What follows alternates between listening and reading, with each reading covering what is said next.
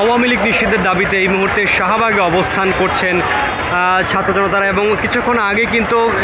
জাতীয় নাগরিক পার্টির দক্ষিণাঞ্চলের মুখ্য সংগঠক হাসনাত আবদুল্লাহর ডাকে এই ছাত্র জনতারা কিন্তু শাহবাগ অবরোধ করছেন। দর্শক আপনাদের যদি জানিয়ে রাখি, জুমার নামাজের পর কিন্তু যে সমাবেশটি হওয়ার কথা ছিল মিন্টো রোডের মোড়ে, সেখানে কিন্তু সেই সমাবেশ থেকে বক্তব্যে হাসনাত আবদুল্লাহ এমন ঘোষণা দিয়েছিলেন, যতক্ষণ না পর্যন্ত আওয়ামী লীগ নিষিদ্ধ করে প্রজ্ঞাপন জারি করছে বর্তমান অন্তর্বর্তীকালীন সরকার, ততক্ষণ পর্যন্ত কিন্তু এই অবরোধ চালিয়ে যাবেন বলে কিন্তু ঘোষণা দিয়েছেন হাসনাত আবদুল্লাহ। হাসনাত আবদুল্লাহ তার বক্তব্যে যেমনটি বলছিলেন, প্রায় 10 মাস হয়ে যাচ্ছে, সেই 10 মাসের মধ্যে কিন্তু আওয়ামী লীগ নিষিদ্ধের ব্যাপারে বর্তমান অন্তর্বর্তীকালীন সরকার কার্যকরী কোনো পদক্ষেপ নেননি, যার কারণে কিন্তু আওয়ামী লীগের বিভিন্ন নেতৃবৃন্দরা প্রায় সময়ই দেখা যাচ্ছে দেশ ছেড়ে যাওয়ার মতো ঘটনা ঘটছে। দর্শক আপনাদের যদি জানিয়ে রাখি, গতকাল দিনব্যাপী যেই ঘটনাটি সবচেয়ে বেশি আলোচিত ছিল সেটি হচ্ছে সাবেক রাষ্ট্রপতি আব্দুল হামিদের দেশ থেকে ঘটনাটি নিয়ে তিনি কিন্তু থাইল্যান্ডের উদ্দেশ্যে দিবাগত রাতে চলে গিয়েছিলেন এবং যার পর থেকে কালকে দিনব্যাপী আলোচনা হয়েছে তিনি কিভাবে গিয়েছিলেন আসলে এয়ারপোর্টের সকল নিরাপত্তা বেষ্টনী অতিক্রম করে, সেই বিষয়টি নিয়েই কিন্তু আলোচনা সমালোচনা হয়েছে এবং যারই অংশ হিসাবে গতকাল রাত 10টা নাগাদ কিন্তু প্রধান উপদেষ্টা ডক্টর মোহাম্মদ ইউনূসের বাসভবনের সামনে কিন্তু অবস্থান নিয়েছেন হাসনাত আবদুল্লাহ। তিনি যে ডাক দিয়েছিলেন অন্তর্বর্তীকালীন সরকারের কাছে তাদের যে দাবিটি, যতক্ষণ না পর্যন্ত আওয়ামী লীগ নিষিদ্ধ করা হচ্ছে ততক্ষণ পর্যন্ত তাদের এই অবস্থান তারা চালিয়ে যাবেন বলে কিন্তু জানিয়েছিলেন এবং আজকে সকাল 8টা সাড়ে 8টা নাগাদ কিন্তু তিনি গণমাধ্যমে কথা বলেছেন। তিনি যেমনটি বলছিলেন, আওয়ামী লীগ নিষিদ্ধের দাবি নিয়ে তারা কিন্তু এসেছেন এবং সেই দাবি যতক্ষণ না পর্যন্ত পূরণ হচ্ছে ততক্ষণ পর্যন্ত তারা তাদের এই অবরোধ কর্মসূচি কিন্তু অর্থাৎ তাদের এই অবস্থান কর্মসূচি চালিয়ে যাবেন এবং একই সাথে তিনি বলছিলেন জুমার নামাজের পর তাদের একটি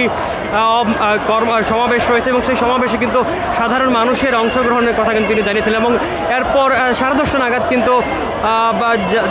বাংলাদেশ জামাতে ইসলামী ঢাকা মহানগর দক্ষিণের যে সেক্রেটারি জেনারেল রয়েছে তিনি কিন্তু এসেছিলেন যমুনার সামনে এবং তিনি সেখানে সংহতি জানিয়ে কিন্তু বক্তব্য দিয়ে গেছিলেন এবং তিনি বিষয়টি বলছিলেন দুপুরের মধ্যে আওয়ামী লীগকে নিষিদ্ধের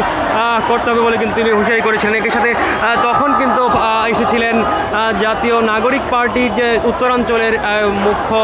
সংগঠক রয়েছেন সার্জিস আলম, তিনি কিন্তু গতকাল রাতেই সামাজিক যোগাযোগ মাধ্যমে জানিয়েছেন তিনি পঞ্চগড়ে ছিলেন এবং এই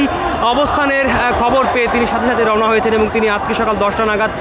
যমুনার সামনে এসে উপস্থিত হয়েছেন এবং তিনি এরপর হাসনাত আবদুল্লাহর সাথে যোগ দিয়েছিলেন। এই মুহূর্তে শাহবাগ কিন্তু ব্লকেট রয়েছে, শাহবাগের যান চলাচল বন্ধ হয়ে গেছে এবং বাসগুলো কিন্তু ঘুরে চলে যাচ্ছে।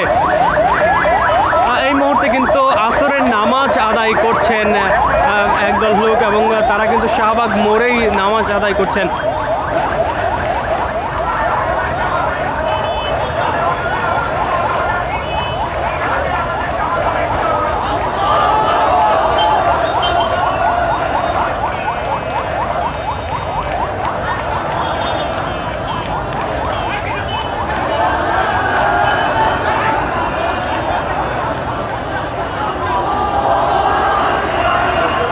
দর্শক আপনাদের যদি জানিয়ে রাখি, গতকাল রাত 10টার দিকে যখন হাসনাত আবদুল্লাহ সহ ছাত্র জনতারা বা প্রধান উপদেষ্টা ডক্টর মোহাম্মদ ইউনূসের বাসভবন আর অভিমুখে এগিয়ে যাচ্ছিলেন তখন কিন্তু সামাজিক যোগাযোগ মাধ্যমে একটি পোস্ট করেছিলেন বর্তমান অন্তর্বর্তীকালীন সরকারের ক্রীড়া উপদেষ্টা আসিফ মাহমুদ সজীব ভুঁইয়া। তিনি তার পোস্টে যেমনটি বলেছিলেন স্বেচ্ছাসেবক লীগ এবং যুবলীগকে দ্রুত সময়ের মধ্যে নিষিদ্ধ করা হবে এবং সেই নিষিদ্ধের কার্যক্রম চলমান রয়েছে বলে কিন্তু তিনি জানিয়েছিলেন এবং